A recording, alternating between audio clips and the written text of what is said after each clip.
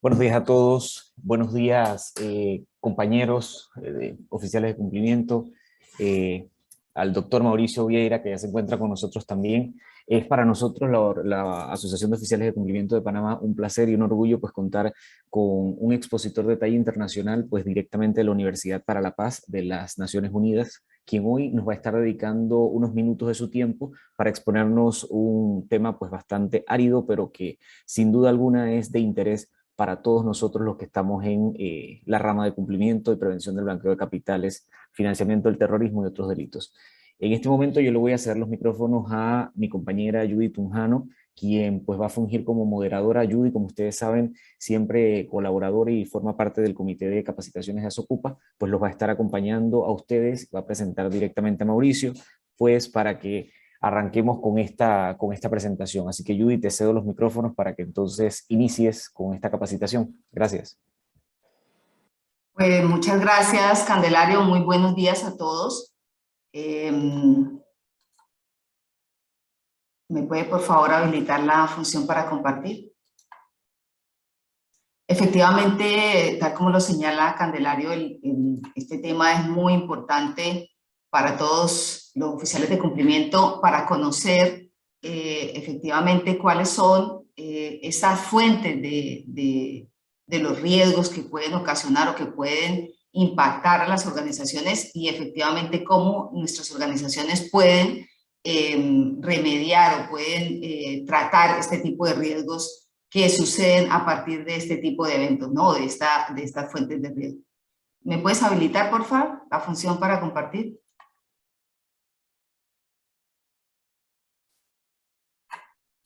Sí, danos un segundito para pedirle a Cristal que habilite la función para compartir.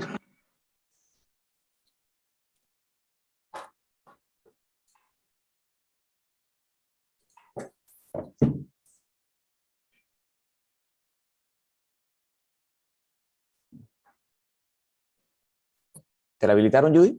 Sí. Sí. No, me dice que no.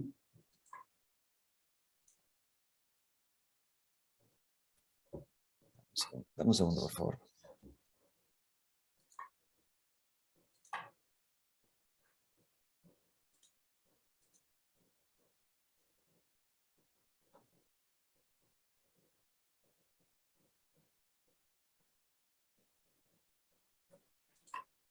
Bueno, Judith, mientras nos habilitan la función, voy a hacer un pequeño comercial aquí para todos los que se encuentran presentes. Ya tenemos preparada la próxima capacitación general para el 28 de mayo, que vamos a estar teniendo un expositor de México. Vamos a estar hablando un poco acerca de la responsabilidad penal de las personas jurídicas. Así que la próxima semana estaremos arrancando con la promoción de esa capacitación que también va a ser de interés para todos. Así que, por favor, no se pierdan las capacitaciones porque vienen unos meses con unas capacitaciones bastante interesantes y expositores de talla internacional. Ahora sí, adelante, Judy. Gracias. Pues,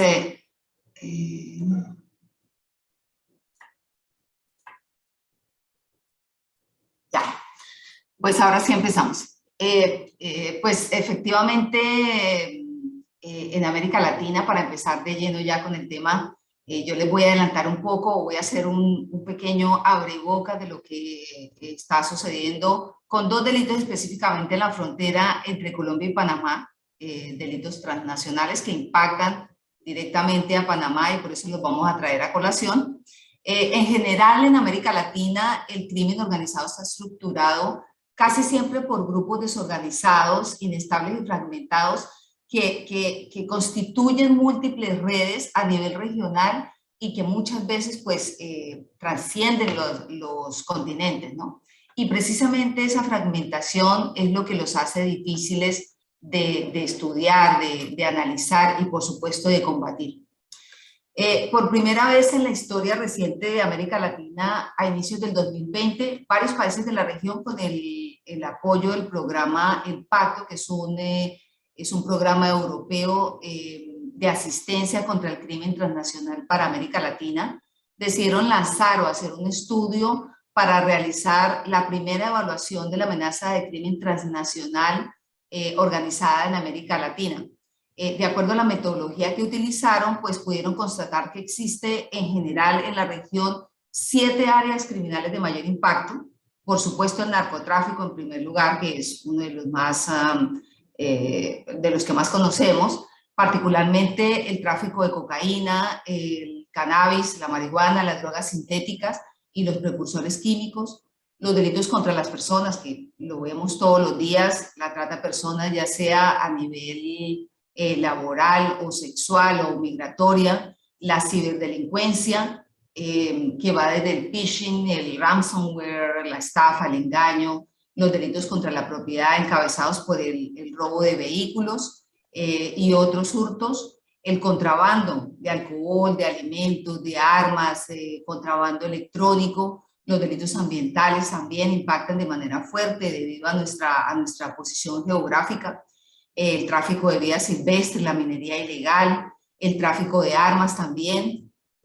Y finalmente, el lavado de activos como un delito transversal y como un servicio especializado que determinados grupos ofrecen a otros, ¿no? Y precisamente este delito, pues se han constatado nuevos modus operandi y ahora pues lo que está más en boga, que es el tema de las criptodivisas, que de por sí el lavado de activos ya es un delito difícil de investigar y de sancionar, y mezclado con el tema de las criptodivisas, pues lo hace de una complejidad mayor. El alcance, digamos, de las áreas de criminalidad organizada en América Latina impacta y afecta no solamente el ámbito local, sino también continental y mundial. Específicamente para América del Sur, hay 212 conexiones que corresponden a países de América del Sur. El 75% de los grupos de delincuencia organizada tienen como principal actividad delictiva el tráfico de estupefacientes, porque sabemos que en esta zona, en América del Sur, están los principales productores de drogas del mundo, o de los principales. El 71% de los países señala que la trata de personas es prioritaria o es un área criminal prioritaria. Y escuchen esto, el 12% de las áreas delictivas analizadas y consideradas prioritarias por los países tienen relación con estos delitos de trata de personas, tanto laboral como sexual, y obviamente pues con el tráfico ilegal de migrantes, ¿no? Y este aspecto pues tiene un impacto fuerte en Panamá por la frontera que comparte con Colombia. Colombia, desafortunadamente, es el segundo país más afectado por la criminalidad en el mundo, solo por detrás del Congo, según el Índice Global de Crimen Organizado del año 2021. Esto pues lo convierte en el país azotado por el crimen en todo el continente americano, que repercute en países vecinos como Panamá. Este índice es desarrollado por la Iniciativa Global contra la Delincuencia Organizada Transnacional, que evalúa 193 países de la ONU y lo pondera de acuerdo a 2 métricas, según su criminalidad y según la resiliencia al crimen organizado. Y en ambos casos, pues tiene una puntuación de 1 a 10, por eso vemos como el Congo tiene 7.75 y Colombia tiene 7.67. Estos índices, pues obviamente que por tener la frontera con Colombia, impactan directamente a Panamá. Panamá está en el puesto 5º en la región. Es por ello que hace unos días vimos cómo el Procurador General de Panamá y el Fiscal General de Colombia sostuvieron una reunión para evaluar estrategias conjuntas que se adelantan contra el narcotráfico, el tráfico de migrantes y el crimen organizado transnacional.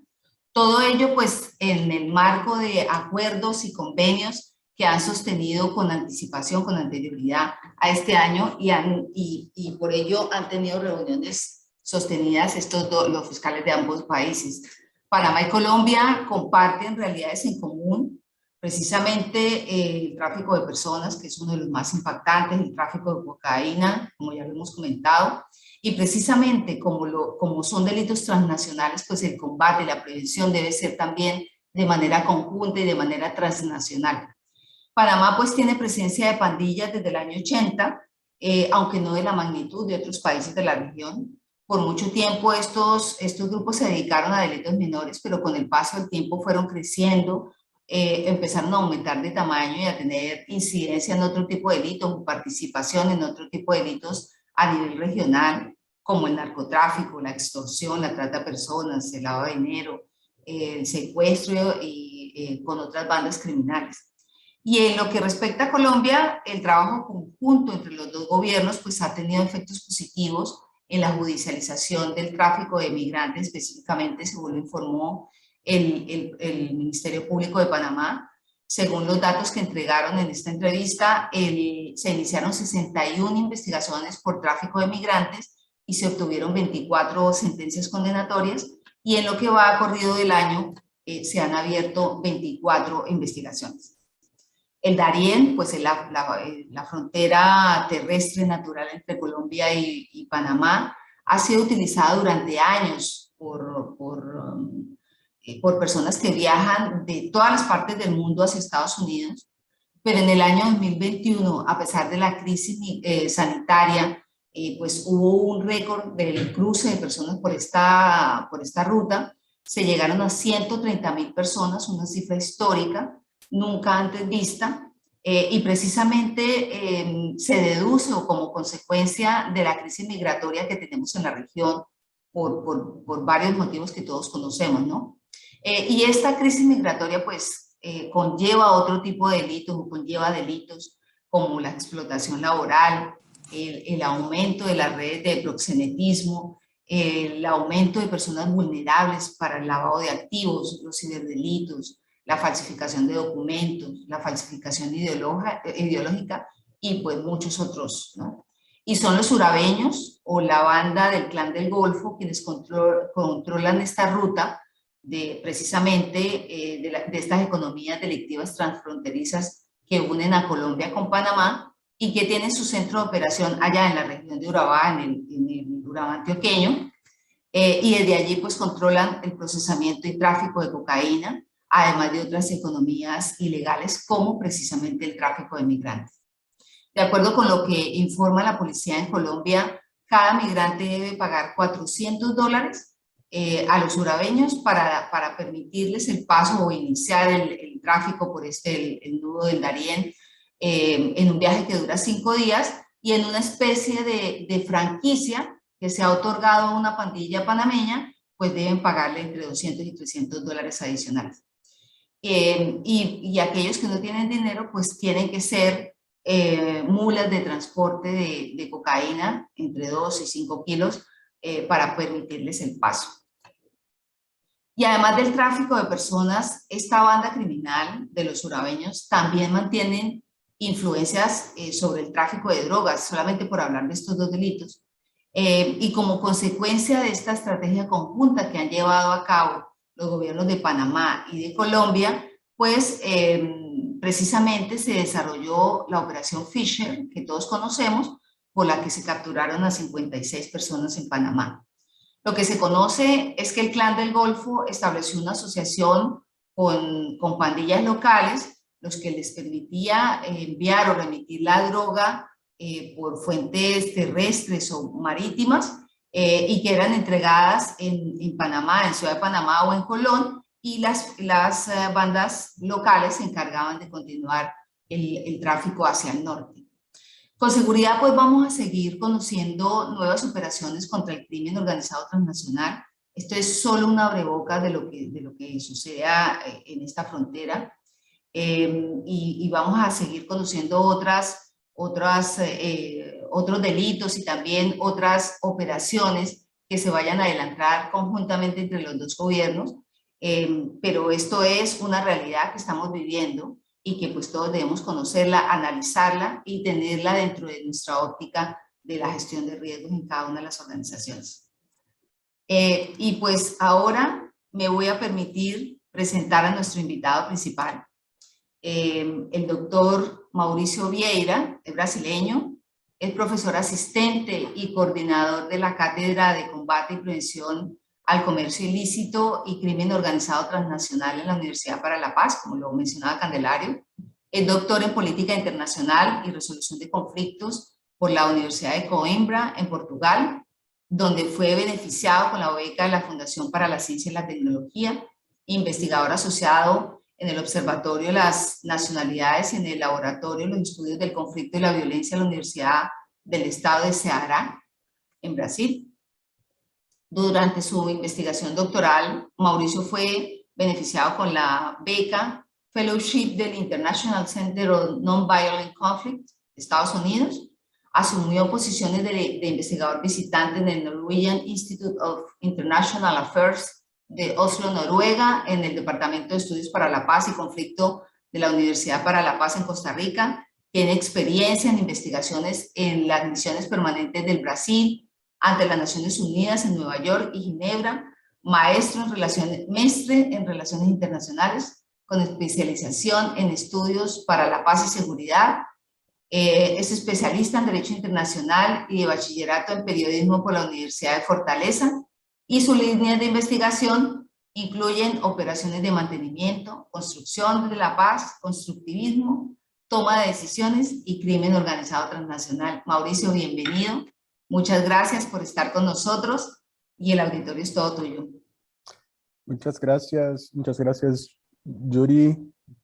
¿Me escucha bien?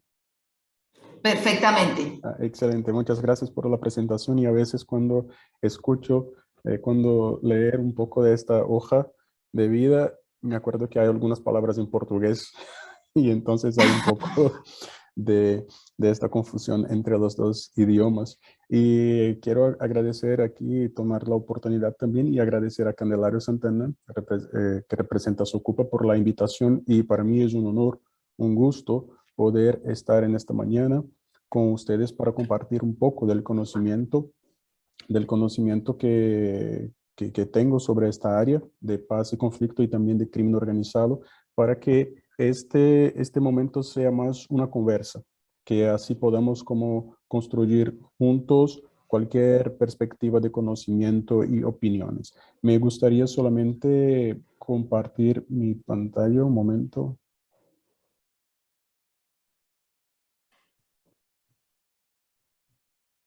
Sí, ¿están a ver? Sí, se ve perfecto. Perfecto, gracias. Me gustaría empezar diciendo que algunas de las informaciones que Yuri Trujano presentó están relacionadas con la presentación también que voy a compartir con ustedes, principalmente sobre el Índice Global de Crimen Organizado 2021, que es una de las herramientas publicadas el año pasado que es muy importante para comprender la dimensionalidad del crimen organizado, no solo en Centroamérica, sino también en todo el mundo. Pero mi punto de partida es una perspectiva sobre el trabajo que desarrollo acá en la Universidad para la Paz. La Universidad para la Paz, que está en Costa Rica, a más o menos 50 minutos de San José, creó en enero del año pasado una cátedra sobre el combate al comercio ilícito y prevención al crimen organizado transnacional. Esta cátedra tiene la finalidad de analizar y promover el estudio, la investigación sobre estas dos áreas, crimen organizado y comercio ilícito, con una perspectiva sobre, a partir de los estudios de paz y conflicto. O sea, cómo que podemos identificar el impacto del crimen organizado tanto en las dinámicas de la violencia como también en las dinámicas de la paz. Y el puente que une, entre estas dos áreas es esta comprensión sobre la fragilidad del Estado. Y cuando yo traigo esta palabra, fragilidad del Estado, no quiero decir que todos los estados son frágiles, porque eso es un concepto del norte hegemónico que representa algún aspecto de dominación, pero sería identificar y pensar, al mismo tiempo reflejar sobre las debilidades institucionales, las debilidades del Estado, que no logra atender o combatir estas amenazas que están muchas veces invisibles y también que tienen este carácter transnacional. Pero cuando traemos esta dimensión y percepción sobre fragilidad del Estado, es importante agregar otros elementos para que el análisis esté más completo. Y por eso la fragilidad del Estado hay que hacer un análisis sobre corrupción, democracia y, claro, el crimen organizado. Y cuando pasamos para una definición, y me gusta tener las definiciones porque como punto de partida, no solo del conocimiento, sino también cómo generar los datos, la definición que utilizamos sobre fragilidad es una definición que presenta OCDE en 2016 en su reporte Estados de la Fragilidad, que es un análisis sobre la comprensión de la violencia, y que define que la fragilidad es la combinación de la exposición al riesgo y la capacidad de respuesta insuficiente del Estado, sistema o comunidades en tres aspectos: en la gestión, absorción y mitigación de estos riesgos. Entonces, la fragilidad puede conducir a resultados negativos, que incluye la violencia, el colapso de instituciones, desplazamiento, crisis humanitarias u otras emergencias, pero es en este marco de la fragilidad que comprendemos cuál es el impacto del crimen organizado en diferentes sectores, no solo del Estado, sino también para las empresas, como también para la sociedad. Entonces, la fragilidad del Estado tiene esta perspectiva de como un triángulo de relación causal. Y como Judy presentó de una forma muy breve, yo traigo también para ustedes este contexto del crimen organizado a partir de la iniciativa global que publicó el reporte en 2021. Y lo más interesante de este reporte es tener un enfoque sobre las Américas. Y claro que aquí voy a enfocarme solamente en la subregión de Centroamérica. Y las Américas está en la tercera posición como el continente con lo más alto nivel de criminalidad, después de Asia y África. Entonces se puede percibir que los puntajes tanto de criminalidad, de mercados criminales, actores criminales y de resiliencia son casi los mismos, lo que puede nos dar la idea de que no solo los retos regionales se traduce también en retos globales y al mismo tiempo nos permite pensar que hay una necesidad urgente de una acción compartida y al mismo tiempo de estrategias de cooperación para lograr mitigar los impactos del crimen organizado en diversos sectores de la sociedad y de la economía.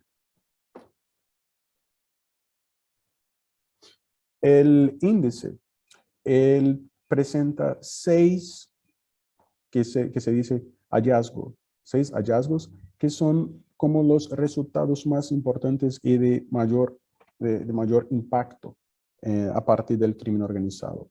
Y el primer de ellos, de estos hallazgos, dice que más de 3/4 partes de la población mundial vive en países con altos niveles de criminalidad y en países con baja resiliencia al crimen organizado. O sea, cuando pasamos nuevamente para identificar los contextos y los puntajes de cada uno de los continentes evaluados y que totaliza los 193 países miembros de Naciones Unidas, las Américas está en la tercera posición. Y eso también nos llama la atención. ¿Qué representa todo este nivel de criminalidad alto y al mismo tiempo no solo como un impacto en la economía, sino también como en el resultado de las diferentes desigualdades sociales? Y eso también es algo que contribuye el crimen organizado para visibilizar y al mismo tiempo para fortalecer esta dinámica negativa. El hallazgo 3 se dice que la trata de personas es el más omnipresente de todos los mercados criminales a nivel mundial. Y cuando pasamos para los mercados criminales de este análisis, la trata de personas está en la primera posición, sino también, yo veo que Yamilet levantó la mano, pero me gustaría terminar la presentación y podemos tener la conversa al final, si es posible. Y ahí, pero mantenga su pregunta porque creo que es muy importante tener esta discusión. Seguimos con la trata de personas al primer momento, como la primera actividad ilícita que tiene mayor representatividad, y después viene comercio de cannabis, tráfico de armas, tráfico de personas, delitos contra la fauna, comercios de drogas sintéticas, cocaína, delitos contra los recursos no renovables, heroína y también delitos contra la flora. Hay claro que una limitación de este estudio porque no contempla otros tipos de crímenes, principalmente los crímenes cibernéticos, pero al primer momento en que se produce este índice, es posible considerar que hay una iniciativa importante para intentar dar visibilidad y principalmente generar datos sobre el crimen organizado transnacional. Porque como comentó Judy al principio en su introducción, esta criminalidad que es organizada y al mismo tiempo fragmentada, como que dificulta no solo ser identificada, como también para las partes que tienen interés no solo en hacer investigación académica, sino también investigación policial, identificar y generar los datos. Y creo que cuando traigo este documento y cuando se produce un documento con esta dimensionalidad de visibilidad sobre el impacto del crimen organizado, es muy valoroso para tener una primera mirada que al mismo tiempo explica un contexto histórico, sino como también nos presenta un análisis para el presente y futuro. El hallazgo 4 de este índice nos dice que las democracias tienen niveles más altos de resiliencia a la criminalidad que los estados autoritarios. Entonces, eso es parte de cuál es el impacto del crimen organizado, no solo en la criminalidad, sino también su relación más directa con sistemas electorales o con algunos políticos. Hay un investigador muy interesante que ahí después yo puedo compartir el texto de este investigador con Candelario, para que Candelario pueda compartir con ustedes que participan de esta capacitación, que dice que el impacto del crimen organizado en la democracia es parte resultante de la existencia de los actores híbridos. Y los actores híbridos son actores que tanto participan e integran las redes criminales organizadas, como también tienen su influencia en la estructura del Estado. Y estos actores híbridos funcionan como un puente, y no solo un puente que, de un lado, como participan de la red criminal, es un tipo de impacto que está contra el Estado, pero al mismo tiempo se utiliza del contacto con la estructura estatal para obtener informaciones privilegiadas. Y eso también es como que actúa para beneficiarse del Estado. Y estos actores son los actores que tanto fragilizan las instituciones y que fortalecen la criminalidad como parte de su consecuencia.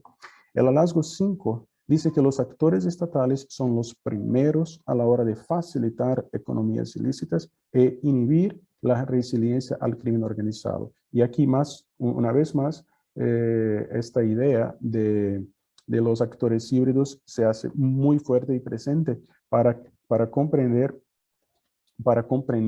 esta relación entre criminalidad y política, pero también creo que podemos reemplazar este término, criminalidad y política, por la criminalidad y la relación con las élites de la sociedad. Y creo que es importante como nombrar los términos de una forma más adecuada para también comprender no solo impacto como dimensionalidad y al mismo tiempo identificar cuáles son los problemas, los retos. Porque si hablamos de retos también tenemos que identificarlos y nombrarlos como son.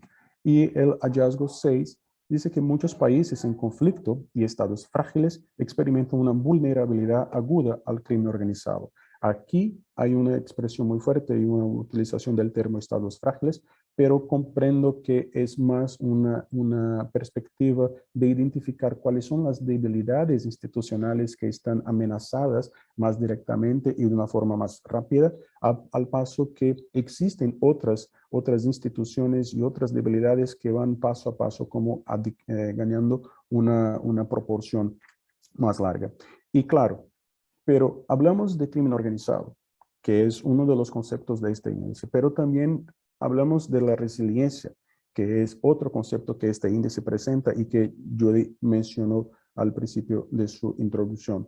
Pero, ¿y cuando pensamos en los retos, tenemos que pensar cuál es la solución o cuál es la estrategia de combatir y mitigar estos retos? Y claro, que si vamos para una definición de crimen organizado que utiliza iniciativa global, que se refiere a las actividades ilegales llevadas a cabo por grupos o redes que actúan de manera concertada, mediante la participación en actos de violencia, corrupción o actividades relacionadas con el fin de obtener directa o indirectamente un beneficio financiero material, entonces estas actividades pueden llevarse a cabo tanto dentro de un país como a nivel transnacional. Y eso es una visión muy resumida de lo que es una estructura de los grupos criminales organizados a partir de la Convención de Palermo, que fue aprobada, adoptada en 2000.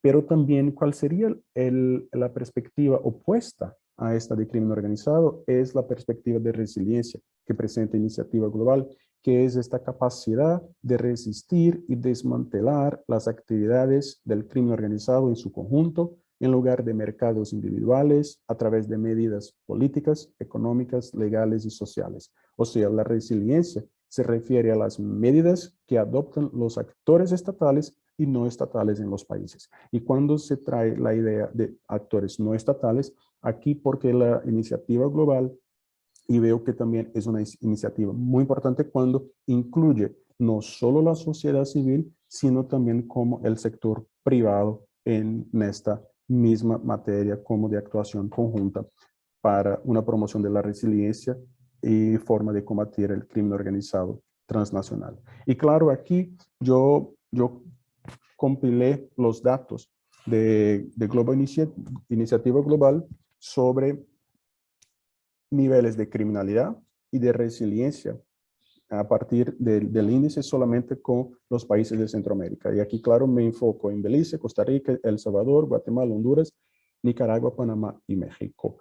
Traigo México también para Centroamérica por esta perspectiva regional y también de conexión, no solo como un corredor de paso, sino también de las conexiones de las redes criminales con otros países, no solo del sur, como también de Centroamérica. Y claro, la criminalidad y resiliencia medida por solamente América Central. Y cuando identificamos esta tabla, Costa Rica está identificado como el único país que la resiliencia es más alta que la criminalidad, en cuanto que los otros países tienen la criminalidad más alta que la resiliencia. ¿Y qué quieres decir esta tabla? Además de que la criminalidad está muy evidente y la resiliencia en algunos contextos o en gran parte de los contextos de los países está baja. Quiere decir que los desafíos regionales no pueden no pueden presentar una solución sin que cada país también presente una estrategia de combate al crimen organizado de una forma individual. Las estrategias deben ser individuales y al mismo tiempo compartidas. Y cuando digo compartidas, me refiero a la noción de que es importante trabajar con cooperación y principalmente con una perspectiva de cooperación a partir de compartir información y datos institucionales, porque identifico que como el crimen organizado actúa en red, no están actuando solamente en Costa Rica de una forma aislada. Hay conexiones de redes con otros países, de criminales con otros países, y esta perspectiva de red es fundamental para que también la estructura estatal funcione en red tal como funciona un crimen organizado. No quiero decir que es funcionar como crimen organizado, sino que si decimos que el crimen es organizado y las estrategias de combate no son organizadas, el crimen organizado va a tener siempre más espacio de actuación, más impacto negativo en la economía, en la estructura del Estado, y el Estado va a seguir con una estructura fragilizada, débil y disfuncional. Y claro, cuando pasamos para esta perspectiva de criminalidad y resiliencia, los desafíos, los retos que identifico se refieren también a los indicadores que presenta este índice.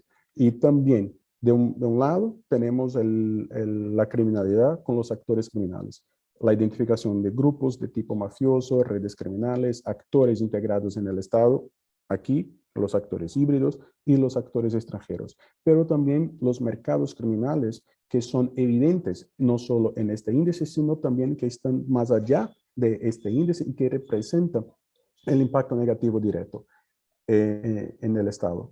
Y cuando vamos para una perspectiva de resiliencia, que es exactamente, representa cómo lograr liderazgo político y gobernanza. Este es el reto. Cómo lograr transparencia gubernamental y rendición de cuentas. Este es el reto.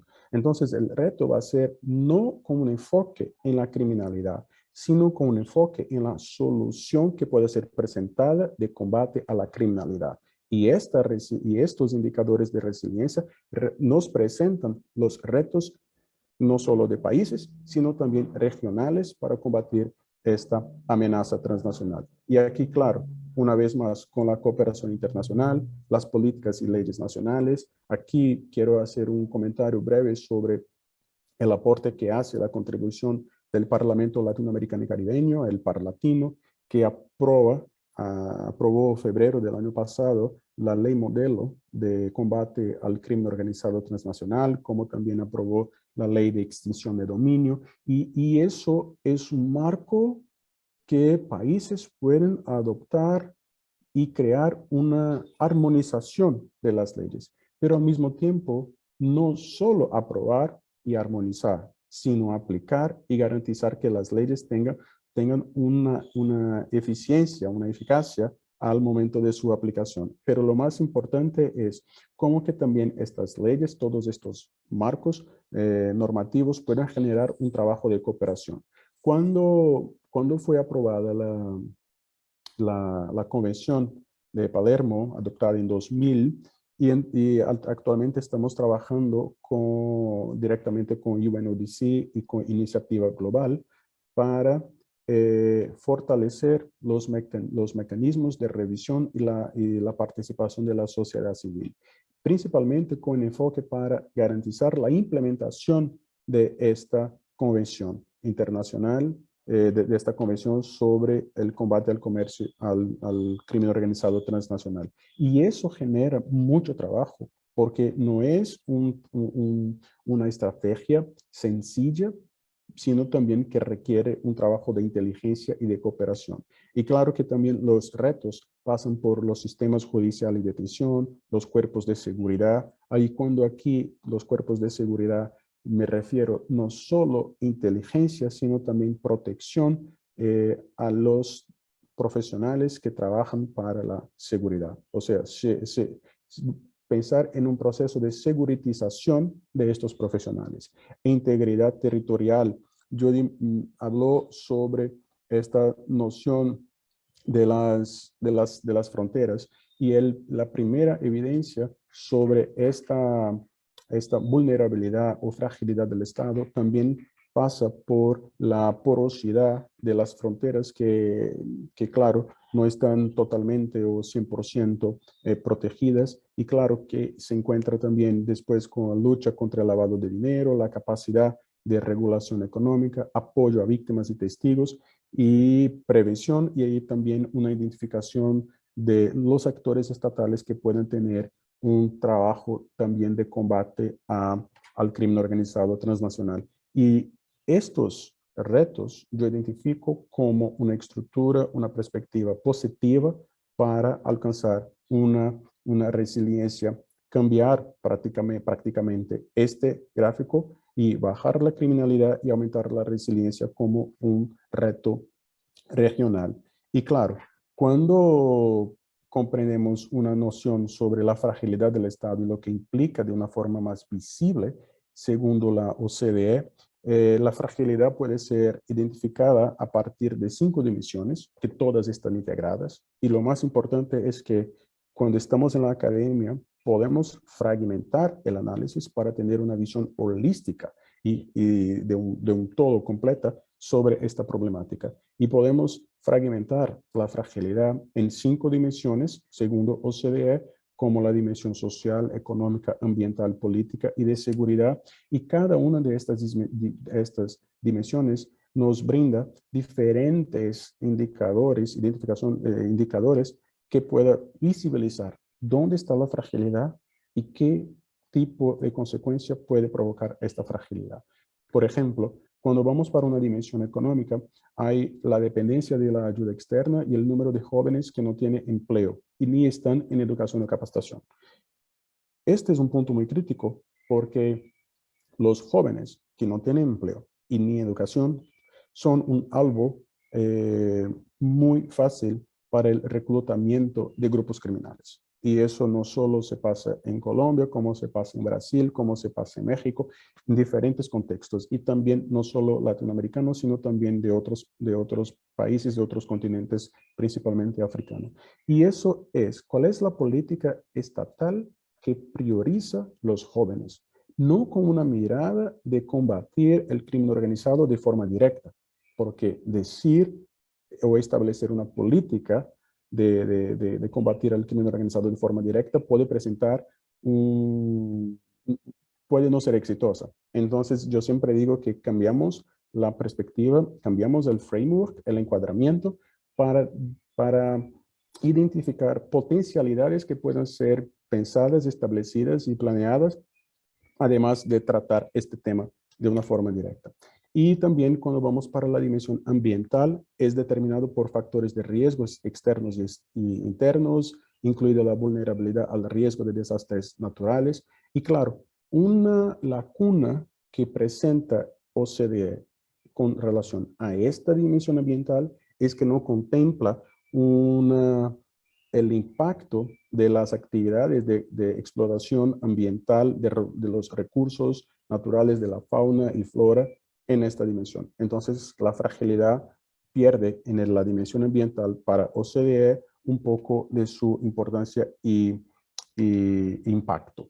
Cuando vamos para la dimensión política, es pensar que está determinada por factores de riesgo como la persistencia e inestabilidad del régimen político, la presencia de violencia estatal o terror político y los niveles de corrupción, al mismo tiempo con el nivel de protección de los derechos humanos. Entonces, sin adentrar mucho en este punto, diferentes contextos, diferentes países, no solo centroamericanos como latinoamericanos de una manera general, ahí se puede ver la relación directa entre política, élite y criminalidad con el impacto en la protección de los derechos humanos. En la seguridad se le relaciona tanto la prevalencia de la violencia directa como las capacidades institucionales de afrontamiento para prevenir y mitigar la violencia. Y claro, que cuando pensamos en una perspectiva de seguridad, la presencia del crimen organizado se torna evidente. Pero también, es decir, no solo evidente en esta dimensión de seguridad, sino también evidente en todas las otras dimensiones que presenta OCDE. Y claro, y en el social, determinado por la vulnerabilidad a los riesgos que afectan la cohesión social, que se derivan de las desigualdades tanto verticales como horizontales. Y aquí hay un destaque muy fuerte para el gran número de personas desplazadas y que son esta condición de vulnerabilidad social presenta un punto muy fuerte de impacto o como que se beneficia el crimen organizado a partir de estas vulnerabilidades. Y claro, cuando hablamos de la fragilidad institucional del Estado, pensando en esta relación directa con el crimen organizado transnacional y al mismo tiempo el impacto que tiene en la relación política y las democracias, es importante hablar también de todo este contexto a partir de la corrupción.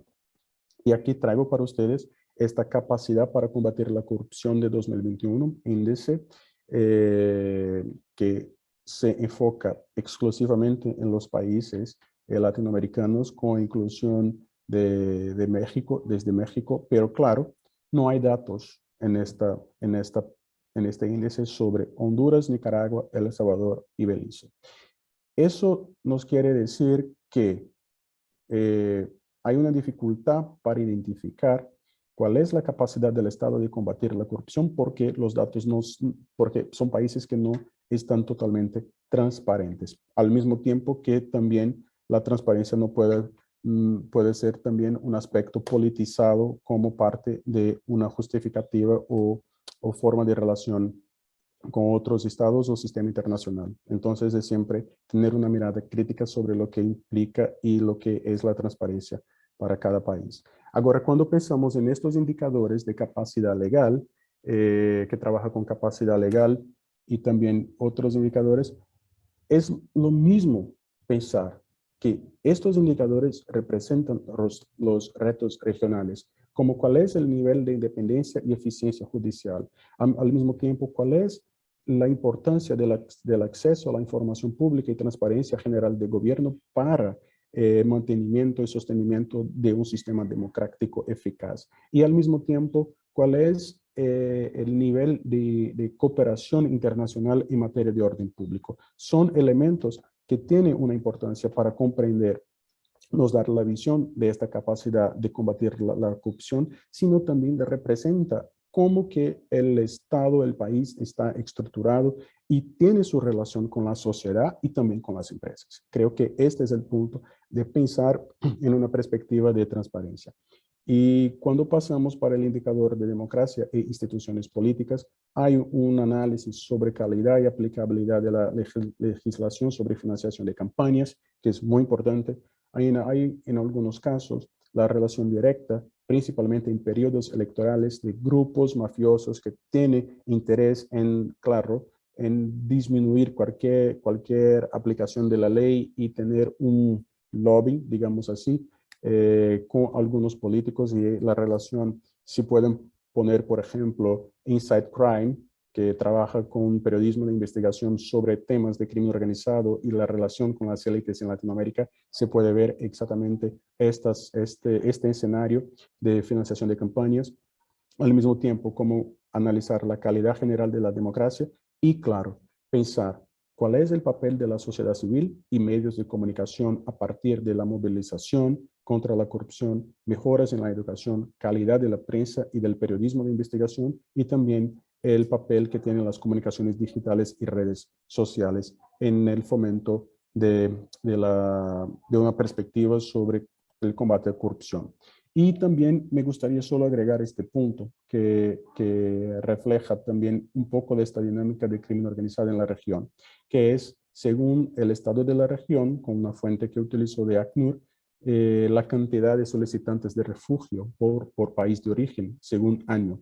De 2015, 2018 y 2019 se puede identificar como un aumento tanto para los países El Salvador, Guatemala, Honduras y Nicaragua. Y eso quiere decir, ¿cuál es la debilidad institucional, la no garantía de los derechos humanos como básicos de atención a salud, a educación, que no son brindados a la población y al mismo tiempo eso genera un espacio de vulnerabilidad social constante que las personas necesitan salir de su país para vivir. Y esta condición de vulnerabilidad es una condición que no solo evidencia corrupción, fragilidad institucional, niveles bajos de democracia, altos niveles de criminalidad, bajos niveles de resiliencia, sino también representa un espacio de actuación para la criminalidad organizada. Y eso es lo más importante y lo que conecta el reto regional como una acción urgente de cooperación para la región centroamericana. Y claro, no puedo, como representante de aquí, representando la Universidad para la Paz, no puedo dejar de mencionar la contribución de la Agenda 2030, los Objetivos de Desarrollo Sostenible, porque hay un cambio muy importante en esta agenda. Porque antes, que eran 8 objetivos titulados como objetivos del milenio, si así me acuerdo bien, y hay un momento en 2015 en que toda esta agenda cambia para el objetivo de desarrollo sostenible. De 8 objetivos pasamos para 17. Pero fue solo en 2015 que el crimen organizado es incorporado en como parte de esta agenda. Y aquí destaco solamente algunas metas del objetivo 16, que está relacionado con paz, justicia e instituciones sólidas, que piensa un plan de que de aquí a 2030 es importante reducir significativamente las corrientes financieras de armas ilícitas, fortalecer la recuperación y devolución de los activos robados y luchar contra todas las formas de delincuencia organizada. Es la primera vez que la delincuencia, el combate a la delincuencia organizada pasa a pertenecer a una agenda de Naciones Unidas con todo este carácter social a partir de la Agenda 2030. Al mismo tiempo que reduce considerablemente la corrupción y el soborno en todas sus formas, crear a todos los niveles instituciones eficaces y transparentes que rindan cuentas y al mismo tiempo garantizar el acceso público a la información y proteger las libertades fundamentales de conformidad con las leyes nacionales y los acuerdos internacionales.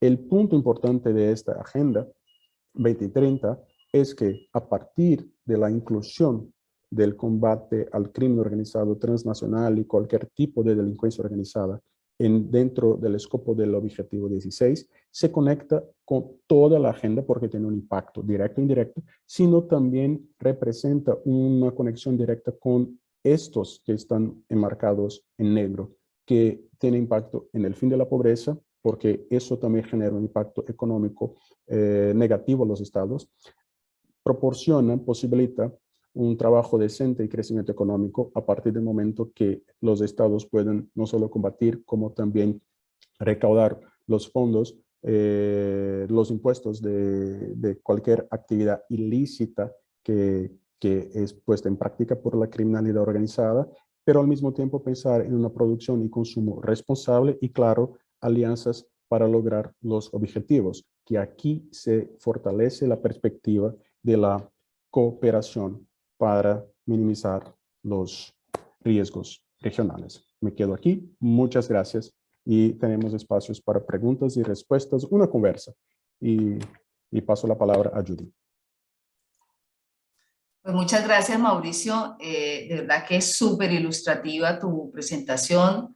Tenemos mayores elementos para entender en la complejidad, digamos, de lo que significan los crímenes transnacionales que están ocurriendo en ese momento en Centroamérica y que impactan definitivamente a toda la región. Creo que voy a primero darle la palabra a Yamilet, que había levantado la mano al inicio.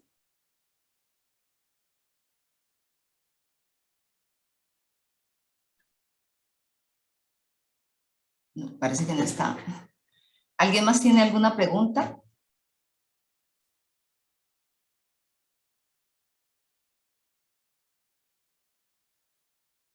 A mí me gustaría preguntar, Mauricio, sobre la Agenda 2030. Efectivamente, esto último que tú comentas, que pues todos estamos alineados precisamente con el cumplimiento de estos objetivos que ya se han ido postergando, ya parece que no es el 2030, sino el 2040, y cómo, de pronto ampliar un poquito cómo la ocurrencia de estos delitos o de estos crímenes transnacionales y principalmente en nuestra región, que es una de las más violentas del mundo, pueden incidir en efectivamente correr ese espacio de tiempo que ya no sea el 30, sino el 40 o no sé qué otra fecha darán más adelante.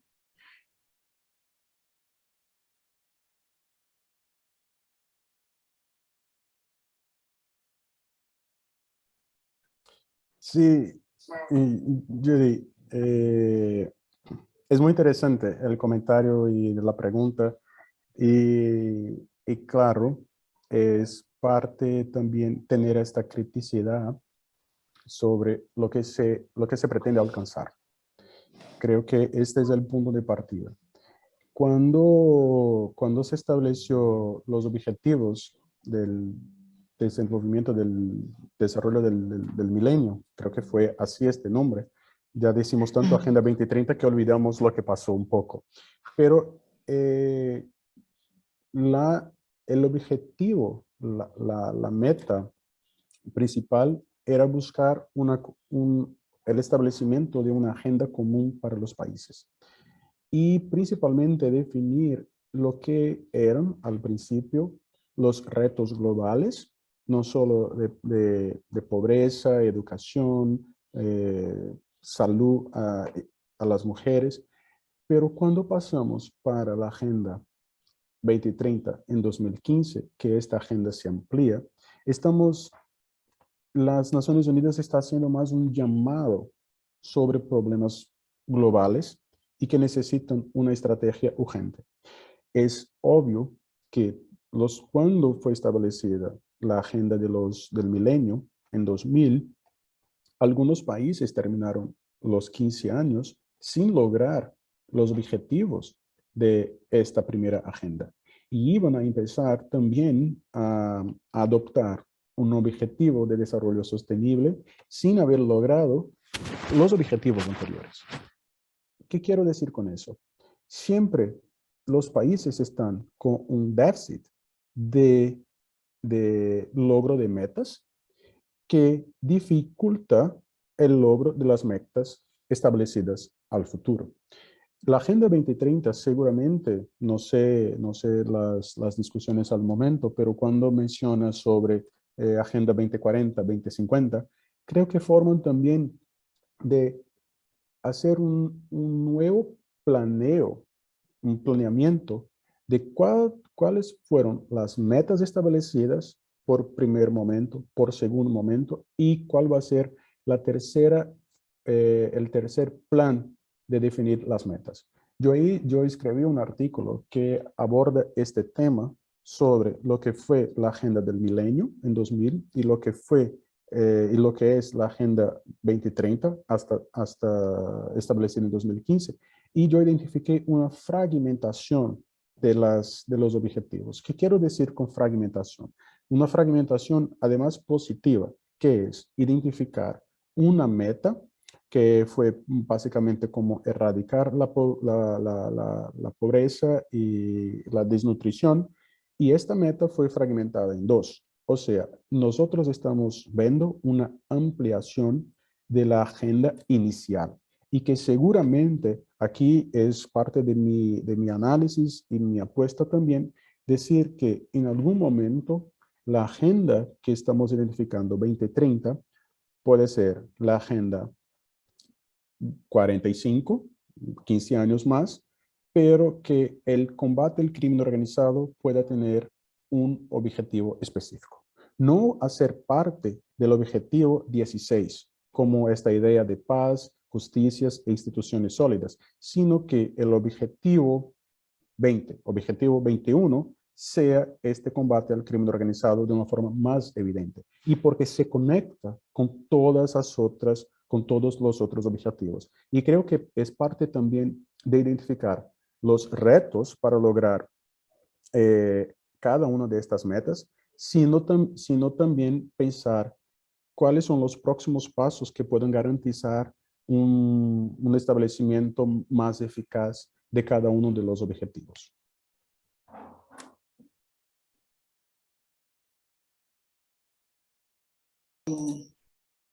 Ya. Pues muchas gracias. No sé si ahora sí alguien más tiene alguna pregunta.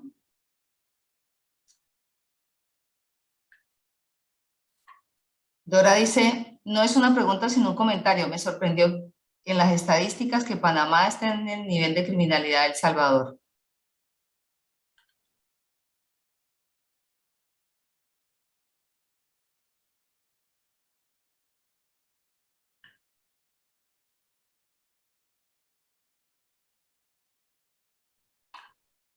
¿Quieres que yo comparta otra vez solamente esta lámina para que creo que es interesante?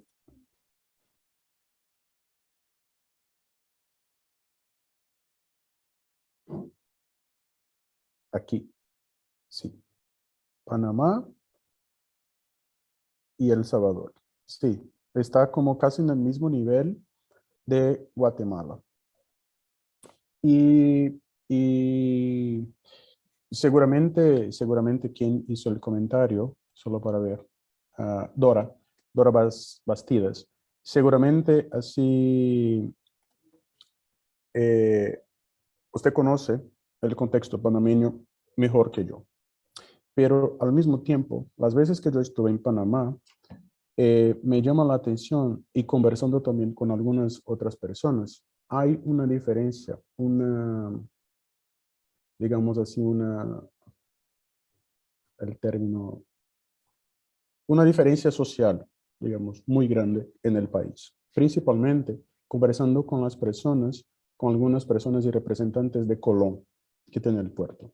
Y eso al mismo tiempo representa un reto para el país, no solo la estructura de la ciudad de Colón, sino también lo que representa su impacto de estructura social para todo el país. Entonces, a veces no se puede identificar un nivel alto de criminalidad en la capital, sino que la criminalidad en otras áreas del país responde por todo el nivel que presenta Panamá. Entonces, el punto es, ¿cuáles son las partes del país, regiones, ciudades que tienen un problema muy visible y que no se da prioridad por parte del Estado? Y creo que este nivel de criminalidad alta es parte de lo que el Estado puede negligenciar en áreas que necesitan de su atención. Entonces, ahí también es parte de llamar la atención,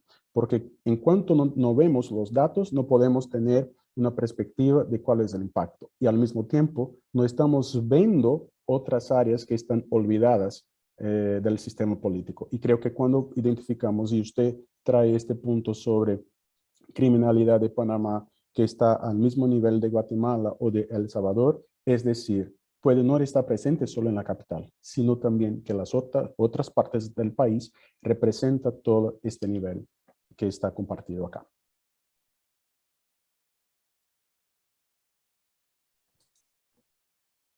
Gracias, Mauricio. De verdad que efectivamente la información es bien impactante, ¿no? Porque a veces como que uno tiene la idea de otros países o se queda con la idea de la criminalidad alta de otros países y de otros índices y pues no estudia la propia. Pero precisamente la transnacionalidad de los delitos y de los crímenes es lo que hace que, como lo decía al inicio, esas pequeñas pandillas que iniciaron en Panamá con pequeños delitos hayan trascendido y hoy en día pues ya tengan presencia regional, ¿no? Y participen en otro tipo de delitos, debido también a la situación de la región. Sí, es importante cuando hacer este análisis, Judy, identificar cómo que los grupos criminales crecieron, cómo que los grupos criminales tienen relación con otros grupos criminales de otros países. Un ejemplo es el caso del PCC en Brasil, que surge en el sistema de la cárcel y controlan parte del crimen, del contrabando, del narcotráfico y también de tráfico de armas en el país, y al mismo tiempo tiene una conexión, una relación con otros grupos criminales de Colombia, Uruguay, en la triple frontera, como también de países de Europa, porque claro, es parte de cómo garantizar la práctica ilícita, al mismo tiempo cómo garantizar el sostenimiento de la estructura. Vamos a ser muy sinceros, crimen organizado, para quien lo comete, para quien lo practica, es muy bueno porque genera lucro. Entonces, si el sistema genera lucro, ¿por qué ellos van a no querer más actuar en este sistema?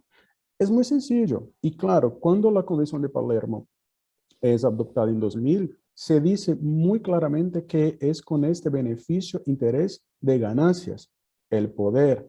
Y si la estructura no comite las prácticas ilícitas para garantizar el poder y este tipo de interés, entonces es buscando alianzas con otros grupos criminales para fortalecer sus redes.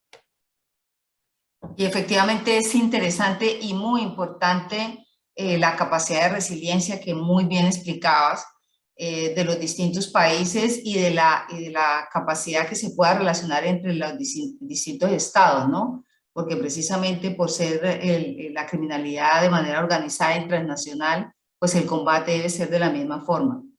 Yo creo que tenemos ejemplos en todos los países, el mismo Clan del Golfo que yo comentaba al inicio del tema de la migración. Este era un grupo, era una milicia producto de los residuos de las FARC y se convirtió lo que es hoy en día, que es el principal grupo criminal en Colombia, ¿no? De mayor trascendencia y que lo tenemos acá en la frontera y que impacta no solamente en Colombia, sino hacia arriba y hacia abajo. Y Pues sabes, muchas gracias. sabes, Judy, sobre este comentario, sobre cómo que los grupos criminales surgen, crecen, mi argumento es, hay una estructura que los permite surgir y crecer. Si es una estructura del Estado, hay que ser responsabilizado. Si es una estructura de la sociedad, tenemos que ser responsabilizados. Y porque sufrimos todos la consecuencia de eso. Es muy visible. Pero lo más importante es cuál es la estructura que permite al crimen organizado surgir y al mismo tiempo crecer. Y esto es parte de una reflexión. Claro, es una tarea de todos, no es una tarea conjunta, principalmente porque la fragilidad del Estado no es solamente de las autoridades, sino también es de la sociedad, es de lo que hacemos cada uno como personas en el día a día, en el tema de la corrupción privada, no solamente la estatal, sino también la que podemos generar nosotros como sociedad, y ahí pues tenemos una responsabilidad personal y por supuesto corporativa, en donde cada uno de nosotros nos desempeñamos para tratar de mejorar esa capacidad de resiliencia que tienen nuestros estados en el combate de este crimen transnacional, porque como muy bien lo comentabas, pues lo sufrimos todos, ¿no? Lo sufrimos y lo sentimos. Exacto. Pues muchas gracias, Mauricio, verdad que muy ilustrativa, aprendimos bastante, tenemos mayores elementos a partir de tu presentación para poder revisar nuestra gestión de riesgos. No sé si quieras dar algún comentario final o alguien quiera preguntar algo más. Yo solo agradezco la oportunidad y creo que lo más importante es que cada uno salga de esta capacitación con una reflexión, un pensamiento sobre cómo que la criminalidad organizada afecta su labor día a día, su cotidiano y cómo que se puede ser minimizado por nuestras propias prácticas también. Incluso prácticas no de que fomentamos, sino que no identificar productos que compramos, de dónde vienen los productos, porque muchas veces estamos en el mercado y no nos damos cuenta de que algo puede estar ser resultado de un contrabando. Entonces también es parte de que la criminalidad organizada nos afecta diariamente y de diferentes formas y hay que ponernos atentos a cuál es nuestra responsabilidad. Muchas gracias, Judy. A ti, Mauricio, muchas gracias a todos por la asistencia. Esperamos que nos acompañen en las próximas y bueno, hasta la próxima oportunidad. Muchas gracias a todos. Gracias a todos. Gracias a Candelaria de Asocupa por la oportunidad. Gracias. Chao, chao. Chao.